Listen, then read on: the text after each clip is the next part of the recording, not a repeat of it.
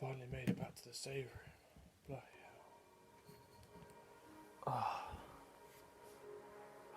This place is crazy, this RPD bloody police station. There's all weird art everywhere, and statues everywhere, artwork everywhere. It's all crazy. Glad to be back. I found the item box. We all assumed the item box would be this huge box, and it's not. It's just this little thing. So, I guess I'll have a look in here. I mean, I need to be able to relax some way, and I don't know about any other way than being able to just look inside the box and just relax here for a minute, I guess. See what's in here. I haven't looked in here yet. So in the box on top of it, we've got the RPD Reckon Police logo. I don't know what this is. We've got some weird manual for a gun.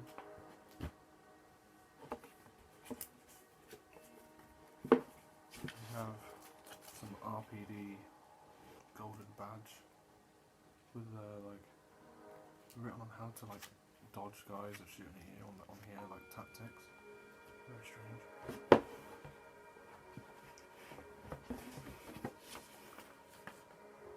Some facts about a gun, strange. And then an art book, which seems to be on how to navigate RPD, I believe. It has a DVD inside of it too. Classified audio files.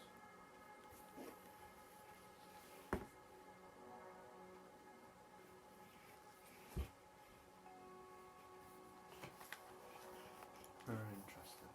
And we have like a hidden compartment on the bottom. We lift that out. We have the biohazard too.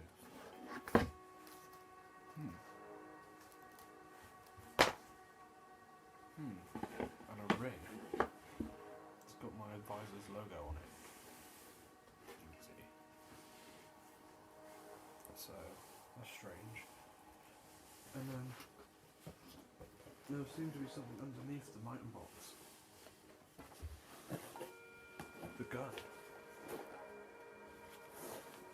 Let's take a look at it. Okay, so I hope you guys enjoyed this skit. I know it was only a small one, not very detailed, not very explained massively, but I just thought I'd do it just for the fun of it. The item box is a cool addition, I feel like, for this gun. A lot of you probably just like the gun from the 80s movies and stuff like that. I do, definitely, because I love 80s movies. I love the Rambo films. I love all the films that Sylvester Stallone played in, all the cop films he played in, like the snake one. I can't remember the name of them now. But there's like a one where he's using like scorpions and stuff. There's so many different films, Die Hard and stuff. All the different 80s films out there that use this gun. But one of my favourite things is the Resident Evil franchise. They use it in Code Veronica when Claire wants to get the gold Lugers, and if you want to see a re-review on these, and also the Ashford Relief, just drop a comment down below and I'll do them again. They're all brand new. This is still brand new from 2001. This is a limited edition item. Has minor scuffs on it from, you know, just from life, just from being alive, just from being around this long, but it's really in good condition, and the Ashford Relief is probably bashed up a bit. I don't know why it came that way too. I think it's been fixed over the years too by someone. But who knows, it was a long time ago, made by Tokyo Brewery. So I'll review them if you guys want. I know there seems to be a review of them all of a sudden, but it's not. If you want to see a review on them, drop a comment down below. So yeah, so Claire had to swap 2 of these to get the Luger, because it was something you wanted, something fully automatic, and that was the thing she found. So she wanted the Lugers. In Resident Evil 2 as well, it's also in the RPD station, which is why I did the skit. It's in the locker, and it comes with the silencer as well, which is why this set's so good, because it literally comes as if it did in the game. Now, there is a lot of history on the Macs in general. I can go on to them briefly, but you can skip on if you want. Skip on a minute or two, but it's just some interesting facts. Because there's actually quite a bit of information you probably wouldn't know about it. There's different companies that made the Macs. They started with the Mac 10, they named the Mac 10, the Mac 11, the Mac 10A, the Mac 10 9, the Mac 11 A1. They made loads of different ones. They also made a British Mac 10. It was actually called the British Mac as well, so it's based on our configuration apparently. So I don't know what configuration it was from on top of my head, but I know it was like a British combination stuff. The Gordon Ingram designed the Mac 10, but it wasn't the first machine gun he made. He started out as an infantry soldier in World War II, and when he left the army, he saw a niche in the market for submachine guns because there wasn't really anything around then. There were Tommy guns and there were grease guns. And they were still quite expensive to make. Other than the Sten gun, which was English, a lot of people didn't like that. The Americans didn't like it, but the British people do, and I quite like it too, even as a left-handed shooter. He first made the M5, as the army already had the M3, the M3 grease gun. He left the M4 for the army, as we know now as the M4A1, which is also the Colt Armalite AR-15, which turned out to be the Colt M16 in the end. I can go into detail about that. I don't have a replica of that yet. I'm going to have to get one of them for that. But so he looked like. I'll carry on. So he looked like, much like a Tommy gun when he first did his machine gun, but it was more of a simple design. It was more of a basic submachine gun, and they didn't like it. The army didn't like it, so they never picked it in the end. So that sort of disappeared. But he carried on making guns and carried on doing things. It never really took off. He made some other different guns though that were quite interesting to look at. But there's quite a lot of history on why there was so many different companies that made it, because there was RPB, SWB, SWD, and Cobra. So there you go. And it all is all his arguments and money and all different things like that of why it went to different people. And I think even Gordon Ingram even got kicked out of the designing it in the end and finishing it off. So the later guns are not made by him, because the guns in 3 calibers, the 45 ACP, and that's the Mac 10. People get that mistaken. I've seen it online. You type in Mac 10 9mm, it'll come up. But it's not in 9mm, it's in 45. And then they made the Mac 11, which is in 9mm, and that's the slightly smaller version, which is this one. Then they made the Mac 11 in 380, which is even smaller again. So when you see like the ultra small Mac 10s, they're not Uzis, they're Mac 10s. The micro Uzi and the Mac 10 and the Mac 11s, I should say Mac 11 really. The Mac 11 and the micro Uzi, they look almost very, very much alike. They're the same cocking handle, the same sights almost, the same magazine style. It's almost just curves that changed that. I mean, the design are almost the same too. So people mistake Uzi for Mac 10. Some people will see this and say it's an Uzi. When you see this, you'll think it's an Uzi, but it's not. So yeah.